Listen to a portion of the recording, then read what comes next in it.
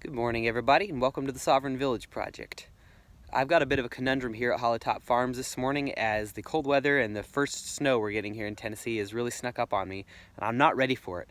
I'm planting out a lot of fruit trees and shrubs still, and I've been trying to get ahead of this cold weather, and due to the house build and preparations we're making for all of the events that are happening in the country and the world right now, I've just not been able to keep up with myself. I still have a few dozen to get into the ground. And I'm going to get them to the ground in the next few weeks, but we're facing about 1 to 2 weeks of below freezing temperatures. So I have to figure out an emergency way to keep them warm. I'm working on a greenhouse right now, but it's not going to be done in time. So in the meantime, you're looking at my greenhouse. Really, anything will work in an emergency. And if you think about it, I've got all the windows I need, and it's better insulated than most greenhouses, and it's really only for a few days. So that's where I'm having to stack my fruit trees for now. Not the most elegant thing in the world, not the prettiest thing in the world, probably one of the more redneck tips I've shared on this channel, but it gets the job done, and it's just until I can get them into the ground or until it warms up a little bit and I can buy a little more time. There are other things you can do if you're in a similar situation, if you're trying to save some herbs or buy a little time with fruit trees or shrubs, seedlings, things like that. You can, of course, if you have anything like windows, you can stack them or make some kind of improvised greenhouse. I've just leaned a couple together, made a little teepee out of windows before, and then draped sheets around the open ends, and that's really worked through some pretty cold temperatures. You can, of course, use sheets, tarps, sheet metal, plywood, anything. Any kind of structure is going to buy you time. It's going to get you a little bit of warmth, provided the frost isn't too severe.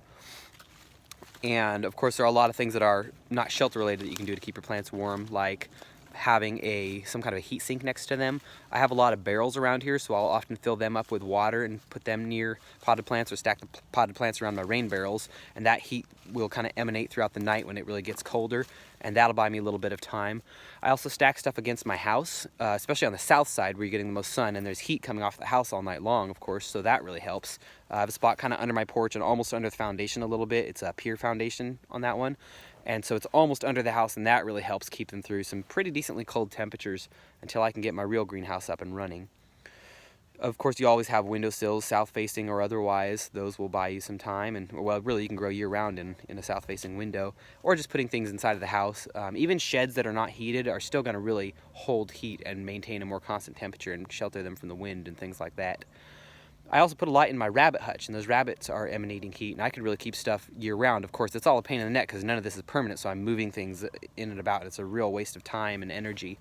But for an emergency and just getting plants through to where I can get them into the ground and mulched and protected, it's getting the job done. It's not ideal, but farming is never ideal. Gardening is never ideal. We're always going to be biting off more than we can chew, and you have to kind of stay ahead of yourself sometimes.